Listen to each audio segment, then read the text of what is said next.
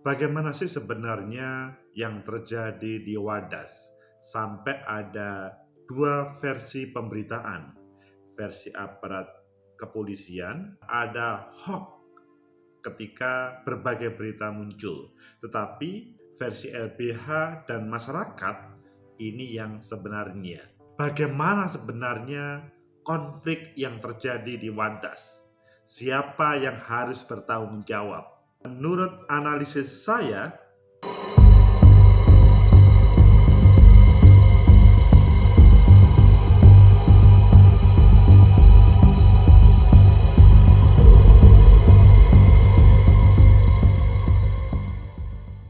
Assalamualaikum warahmatullahi wabarakatuh. Salam sejahtera untuk kita semua. Pecinta masa depan negeri, hari ini suasana konflik yang terjadi di Wadas itu masih ramai. Antara informasi satu dengan lainnya ada saling menolak atau saling berbeda. Kalau kita melihat beberapa media, maka akan bisa kita perbandingkan dan kita analisis mana yang sebenarnya dan apakah hal ini ada hubungannya dengan berbagai waduk-waduk sebelumnya. Konflik di Nipah Sampang, konflik Gedung Ombo di Grobogan. Ayo kita baca berita.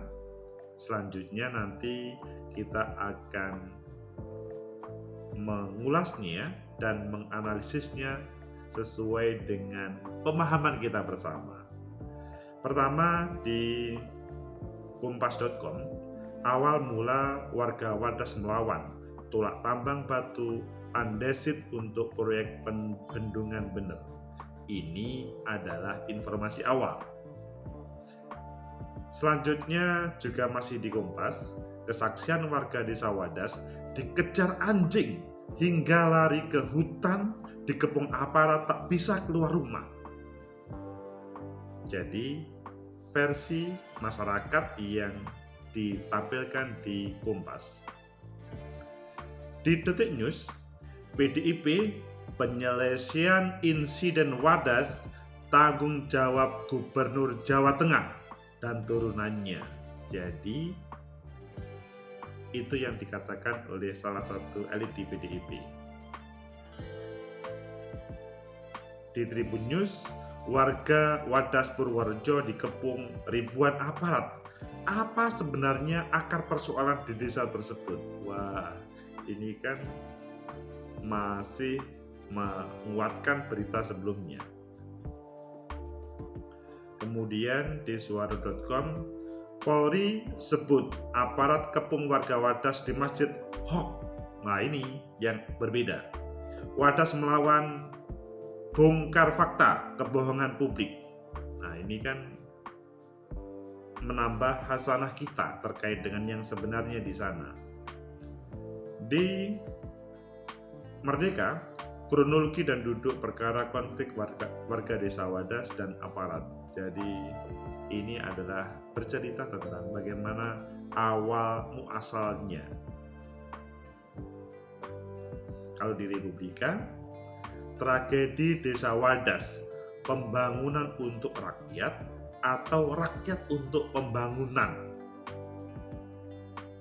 Untuk rakyat atau rakyat untuk pembangunan? Dari berbagai informasi tadi, pasti kalian, oh menarik kalau begitu. Ayo pilih yang mana? Kita pilih kesaksian warga desa Wadas dikejar anjing hingga lari ke hutan, dikepung aparat tak bisa keluar rumah. Ini adalah di Kompas.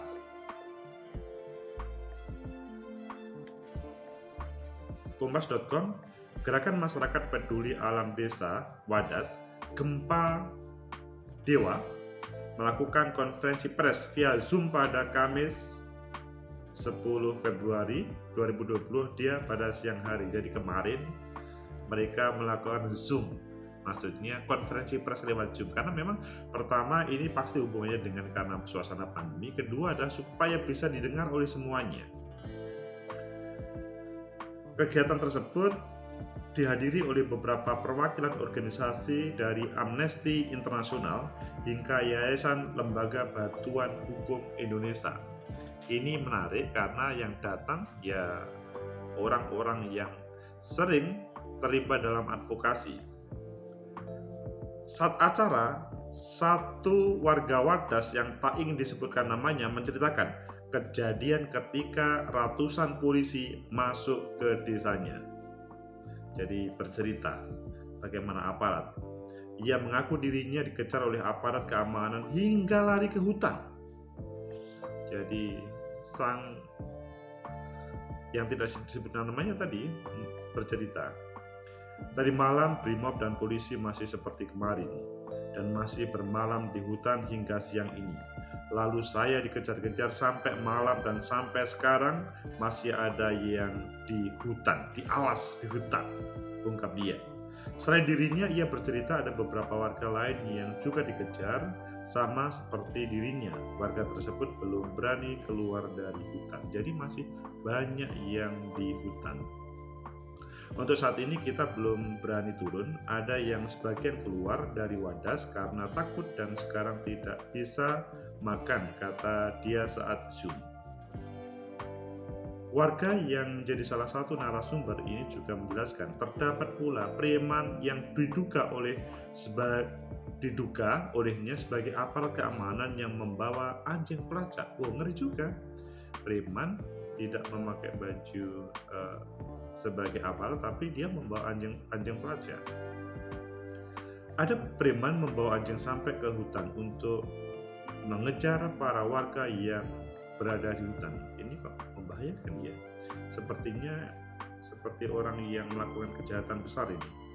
Ia mengatakan anjing pelacak ditempatkan dalam truk yang berbeda. Siang hari ini ditambah aparat 10 truk polisi. Coba bayangkan, 10 truk polisi memakai senjata lengkap, lalu ada satu truk anjing pelacak dan mau dilepas ke hutan untuk melacak warga yang masih di sana. Suasananya pasti hutan itu awalnya sepi, tapi kalau banyak orang jadi ramai. Ada juga mobil pribadi sekitar 20 unit masuk ke desa Wadas dan rombongan motor preman banyak sekali.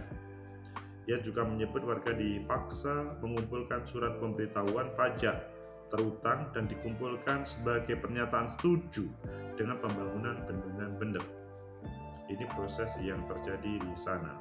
Semalam ada rombongan mengendarai motor dan memakai toa pengeras suara dan keluar ke warga untuk mengumpulkan SPPT ke rumah warga yang pro.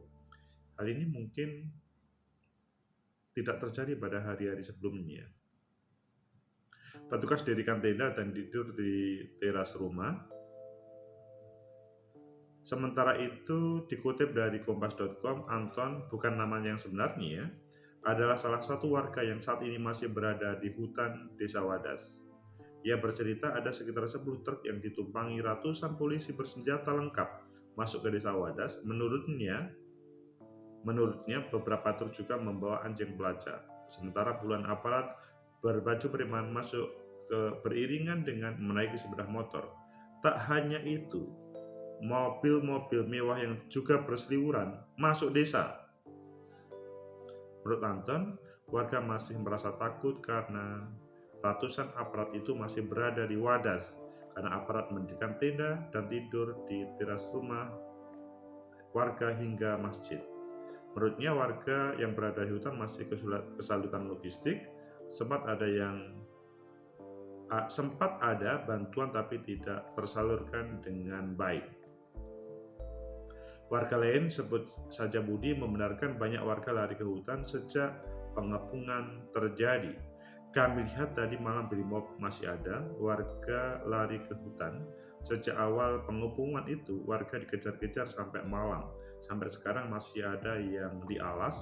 Kalau aparat lihat bisa dikejar, warga belum berani turun. Menurutnya saat ini aktivitas warga masih lumpuh. Terlebih anak-anak di desa masih belum berani keluar rumah. Ini ceritanya panjang ini. Kemudian menurut pengakuan yang menghadiri kegiatan tersebut, Ganjar sama sekali ini hubungannya dengan Ganjar temui warga yang pro tambang. Jadi menurut pengakuan yang menghadiri kegiatan tersebut, Ganjar sama sekali tidak berbicara kepada warga yang diduga mendapat perlakuan kekerasan oleh aparat, namun hanya menemui warga yang pro akan pengukuran lahan yang dilakukan. Bahkan menurut salah satu warga, Ganjar seakan hanya melewati warga yang kontra. Ganjar hanya menemui warga yang pro dan tidak membicarakan warga yang mendapatkan kekerasan. Warga itu juga mengatakan selama kunjungannya ke desa Wadas, Ganjar tidak membahas soal kericuhan. Spanduk penolakan tambang diberedari aparat. Ini berita yang selanjutnya masih panjang ceritanya. Tapi coba kita baca di lainnya, yaitu di suara.com, yang dia mempunyai bahwa hal itu adalah hoax. Pecinta masa depan negeri, itulah sebuah berita yang kalian bisa melihat di berbagai media yang ada. Bagaimana menurut kalian? Yang terjadi adalah ya sebagaimana berita yang dikupas tadi, ketakutan yang terjadi di warga Wadas itu terjadi di sana. Perspektif warga tentunya. Namun di suara.com, Polri sebut aparat yang kembung warga Wadas di masjid itu hoax. Jadi di suara.com dikatakan itu adalah hoax. Berbagai penjelasan yang di suara.com ini mengatakan bahwa ada hal-hal yang tidak benar pemberitaan-pemberitaan yang ada. Pecinta masa depan negeri, itulah berbagai berita terkait dengan Wadas. Kalau kita ngomong Wadas, sebetulnya kita masih ingat ya, bagaimana Kedung Ombol dahulu pada zaman Orde Baru, bagaimana Nipah di Sampang pada waktu itu. Intinya adalah sebetulnya ada sebuah keinginan dari taruhlah negara untuk memfasilitasi rakyat terkait dengan pengairan. Dibuatlah bendungan, waduk. Tetapi warga menolak. Ada beberapa kemungkinan yang terjadi mengapa ada penolakan. Kemungkinan pertama adalah komunikasi antara aparat, maksudnya pemerintah dengan rakyat itu belum selesai. Jadi memang kalau di dalam Undang-Undang Dasar 45, tanah, air, dan semuanya itu kan memang milik negara. Tetapi perlu dipahami bahwa ya ketika sudah dimiliki oleh rakyat, perlu ada klarifikasi, penjelasan bahwa ini untuk kepentingan rakyat semuanya, supaya tidak ada miskomunikasi. Jadi kita masih ingat bagaimana Kiai Haji Alawi pada waktu itu menantang di Nipah. Intinya beliau menjadi orang hebat karena melawan terhadap kebijakan Orde Baru, yaitu bagaimana Waduk Nipah itu kemudian ingin dihadirkan. Niatnya pemerintah kan bagus. Persis juga yang terjadi di Wadas, bendungan bener ini. Tetapi kan yang terjadi adalah penolakan. Ada apa? Pertama komunikasi. Kemudian yang kedua adalah karena dalam proses komunikasi yang belum selesai, mungkin selanjutnya menampilkan aparat keamanan. Aparat keamanan sebetulnya tidak salah juga sih. Aparat keamanan memang beliau itu adalah bagian dari negara, bagaimana supaya kebijakan pemerintah itu bisa berjalan. Namun yang perlu digarisbawahi adalah supaya masyarakat itu welcome terhadap apa yang menjadi kebijakan tersebut, maka aparat keamanan menjadi bagian dari rakyat. Persis pada waktu Pak Jokowi kampanye dahulu, Jokowi adalah kita, aparat keamanan adalah kita. Itu penting supaya tidak ada jarak antara rakyat dengan penegak hukum. Kita masih ingat pada waktu reformasi dahulu ya, reformasi itu terjadi karena memang disupport oleh aparat dan berbagai perjuangan yang terjadi di negeri. Bahkan Indonesia merdeka itu karena ya rakyat dan orang-orang yang menjadi bagian peta pembela tanah air pada waktu itu kemudian bersatu. Kalau misalkan aparat itu bukan sesuatu yang menakutkan bagi rakyat, kemungkinan tidak terjadi. Kemudian yang ketiga, apa yang diceritakan di Kompas tadi memang merupakan testimoni dari beberapa warga ya. Benar atau tidak mungkin bisa dicek lagi terkait dengan di lapangan, tetapi ketika sudah konferensi pers, di situ ada Amnesty Internasional, ada LBH Jakarta, ya ada kemungkinan benarnya. Sehingga memang cara-cara yang digunakan untuk bagaimana menampilkan program pemerintah itu sepertinya menampilkan kembali pola yang dihadirkan oleh Orde Baru pada waktu itu. Jadi, bagaimana ya seakan-akan semua rakyat itu harus menerima patuh. Ya memang harus menerima dan patuh. Tetapi masalahnya adalah yang pertama tadi, komunikasi belum selesai, maka hal itu menjadikan rakyat masih mempertahankan. Mungkin perlu ada solusi untuk itu. Perlu misalkan pemerintah sama rakyat, maksudnya warga Wadas, itu apa sih sebenarnya yang menjadi kebuntuan komunikasi ini?